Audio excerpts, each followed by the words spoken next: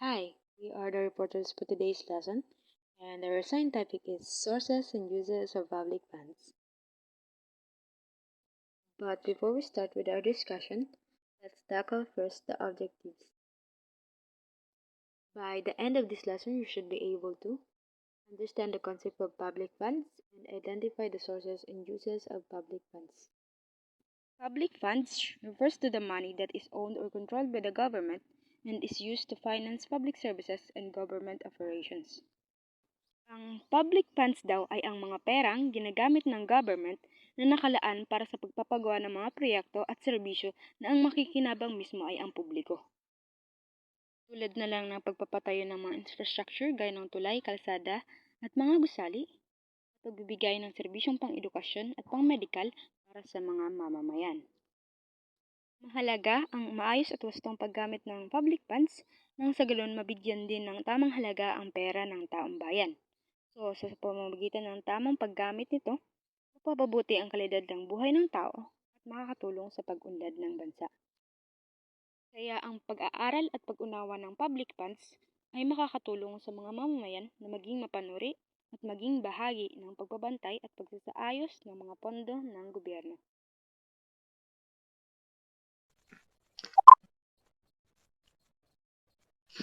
So, good evening everyone. My name is Jun C. Garcia from BC2A. So, I will discuss the sources of public funds. First, taxes. Taxes is the most significant source of public funds. Governments collect taxes from individuals, businesses, and other entities. Common types of taxes include income tax, sales tax, property tax, corporate tax, and import-export duties. So, yung taxes po, ito po yung pinakamahalagang pinagmula ng pondo ng pamahalaan. So, kinukulikta ng pamahalaan yung buwis mula sa mga tao at sa mga negosyo. So, taxes are mandatory payments made by individuals and businesses to the government based on factors like income, property ownership, or consumption. So, yung taxes is the primary source of public funds, accounting for over 80% of government revenue in most countries. Number 2, fees and charge. Governments collect fees and charge for specific services they provide, such as licensing fees, permit fees, tolls, fines, and use fees for public facilities like parks, libraries, and recreational centers. So, ito naman po yung kinokolekta ng pamahalaan, yung mga bayad at singil sa mga tao para masiguro ng pamahalaan yung maayos kanilang serbisyo na binibigay sa mga tao.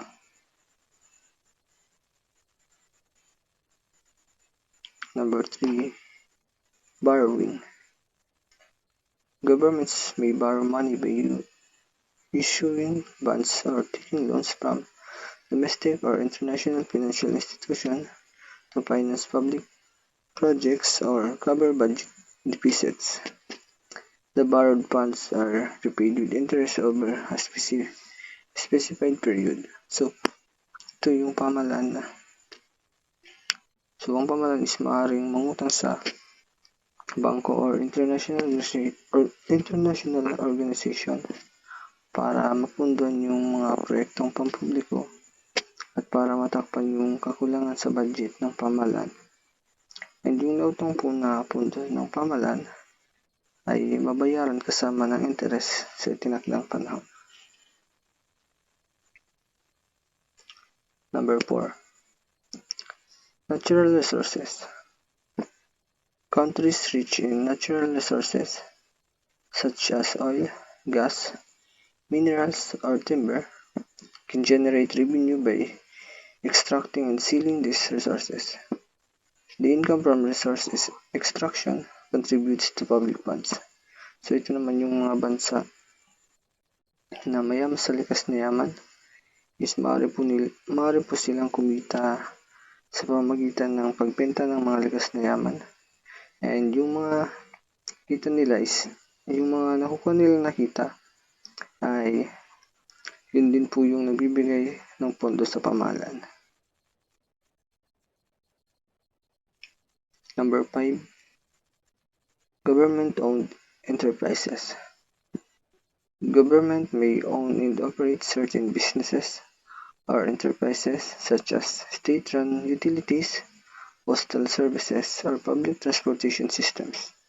Profits generated by these entities contributed to public funds. So dito naman is maaari po yung pamahalaan ang nag-operate ng isang negosyo or company tulad ng pampublikong sistema ng transportasyon.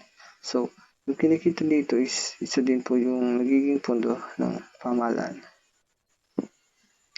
So that's all po. Sources of public funds. Number 6, grants and aid. Government receive financial assistance in the form of grants and aid from international organizations, other governments, and donor agencies. These funds are often designated for specific purposes such as development project, humanitarian aid, or infrastructure improvement. Number 7, dividends and profit.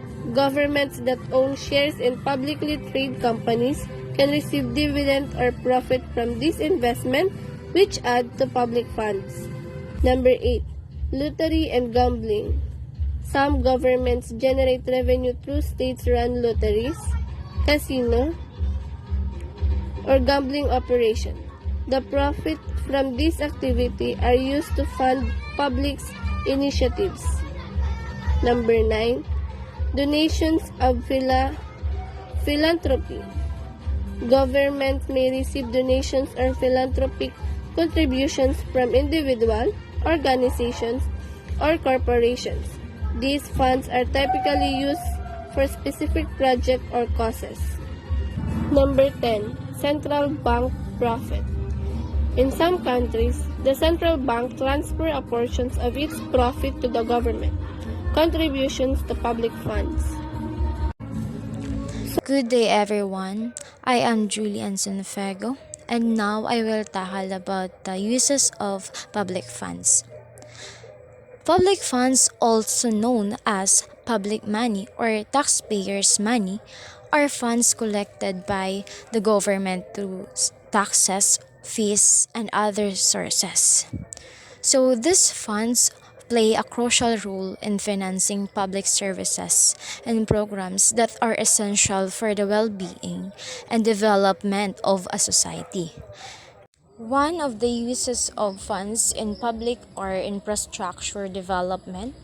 Public funds are often used to build and maintain infrastructure such as roads, bridges, schools, hospitals, public transportation system, and water and sanitation facilities.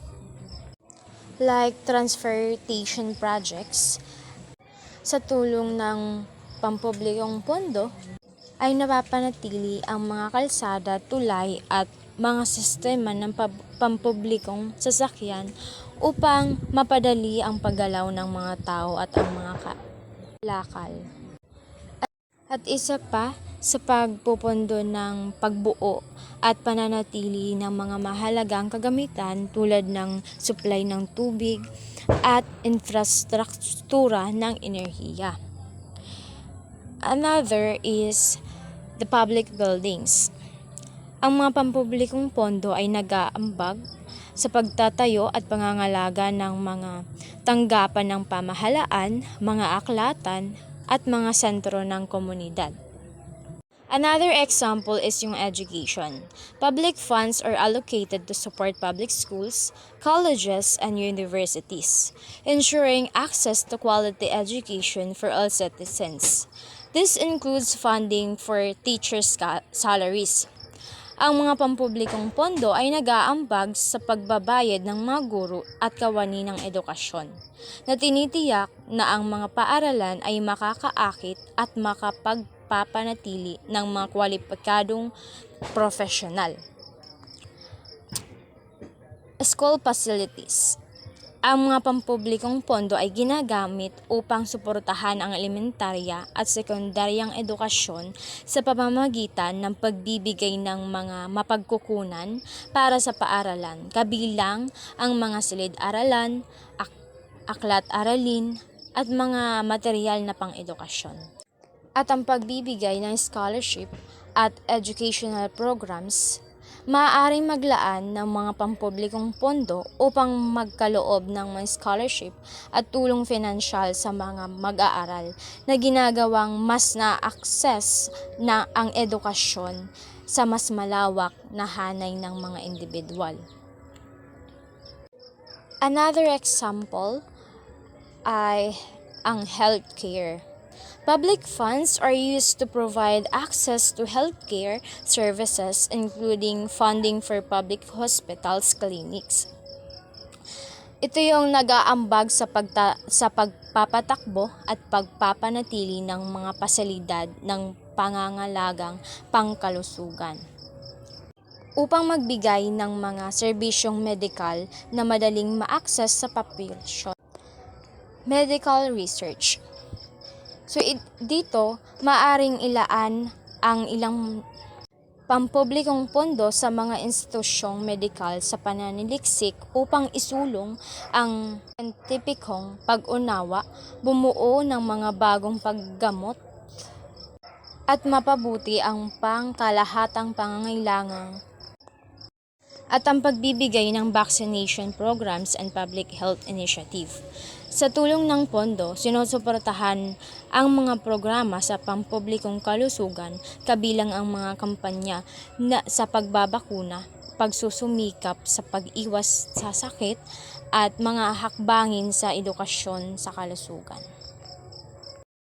So, good day everyone. My name is Kate Veronica Pirongop from BSED2E. So, this is the continuation of the public fund. So, defense and national security. Public funds are allocated for the defense and protection of a nation, including military equipment, training, and personnel. So, yung public funds po is nagagamit sa defense and national security sa pamamagitan po ng pagbili ng mga makabagong teknolohiya or equipment po na ginagamit nila is tulad na naman po ng mga baril, bomba, tapos po sa training and other personnel. For example is nakapaloob po dito sa public funds na ito is yung mga foods na kailangan ng mga soldier po. So the next one po is environmental conservation. So public funds are used to protect and preserve the environment, including funding for conservation programs, national parks, clean energy initiatives, and environmental research. So, ginagamit rin daw po ang public funds sa environmental conservation sa pamamagitan po ng pagpapatupad ng mga programa po. Example po dito is yung sa street sweeper po. Yung public funds po naggamit po sa pagpapasweldo sa mga street sweeper po upang mapalinis po ang ating kapaligiran po. So the next one po is economic development. So public funds can be utilized to stimulate economic growth through investment in infrastructure businesses, developments programs, job creation initiative, and support for small businesses and entrepreneurs. So one of the example of economic development is in education, building a new school or a library in a community. So another is new businesses, creating programs to encourage the opening of the new business. So the next one is cultural and recreational activities. So public funds may be allocated to support arts and culture, museums, libraries, parks, sports facilities, and community events that enhance the quality of life for a citizen. So, dito po sa Bicol, once in a year po is meron po tayong festival na Kamuy-an Festival. So, yung pera po na ginagamit para po ma-celebrate natin yung Kamuy-an Festival is nanggagaling po sa public funds ng government. So, the last one po is research and innovation. So, public funds are often invested in scientific research, technological advancement, and innovation to drive progress and improve society as a whole. So, yung public funds rin po is nagagamit po kadalasan sa scientific research and technological advancement para po ma-improve ang ating society or mapadali po ang ating pamumuhay.